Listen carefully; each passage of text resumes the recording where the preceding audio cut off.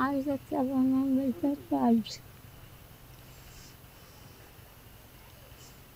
না বাসে এখান পাইছে মনে ভালো থাকে না ভালো মন্দ তো হয়ে আইলে রাঁধবে খাওয়াইয়ে মা যা পারো শোনেন, এই যে 2 মাসের মতন যে আটকা পর্যন্ত ওরা ছিল, তখন তো খুব কষ্টের মধ্যে ছিলাম আমরা।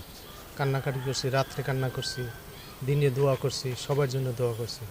এখন বাড়িতে আসলে তখন তো আনন্দে একটু আনন্দ লাগবে, মনের খুশি লাগলেও তারপর তো কান্না এসে যাইবে। অনেকদিন পরে বিপদ থেকে উদ্ধার হয়েছে, এতে তো একটু মন খারাপ লাগবে এবং ভালোও লাগবে, ভালোটাই বেশি হয়ে যাবে। সরকারের প্রতি আমি আন্তরিকভাবে ধন্যবাদ জানাই। এই দেশ নাবিক দিয়ে যে দেশে তাড়াতাড়ি ফিরিয়ে আনতে পারছে, এই জন্য খুবই কৃতজ্ঞতা জানাই। কোম্পানিকেও আমি জানাই ধন্যবাদ, যে সে আপ্রাণ চেষ্টা করে যেভাবে দেশে ফিরিয়ে আনছে তাড়াতাড়ি, এই জন্য তাদেরকেও আমি ধন্যবাদ জানাই। আলী হোসেন এই স্কুলের ছাত্র এবং আমার এই ছাত্র।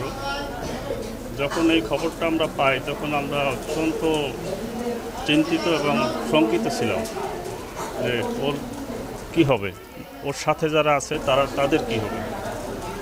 আর ফ্যামিলি তাও আমি আমাদের স্কুলের ঘনিষ্ঠই, তাদের সাথে দেখা করি, তারা কান্নাকাটি করছিল, আমরা দুশ্চিন্তায় ছিলাম। কিন্তু এক পর্যায়ে আল্লাহর রহমতে তারা মুক্তি পায় এবং দেশে এসে পৌঁছে। আমরা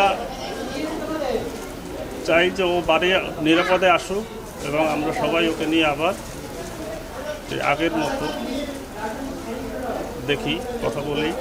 আর ওকে নিয়ে আমরা একটা সম্বর্ধনারও ব্যবস্থা করব, এটাই আমাদের পরিকল্পনা। তো সিরিয়াল তো ভালোই লাগে, তো বলবেন যে একটা এলাকার ছেলে দুর্ঘটনায় অ্যাক্সিডেন্ট হয়ে যায়, এটা খারাপ না। দেশে আল্লাহ ফিরিয়ে জানা, এটাই তো একটা মনে সবাই আনন্দ।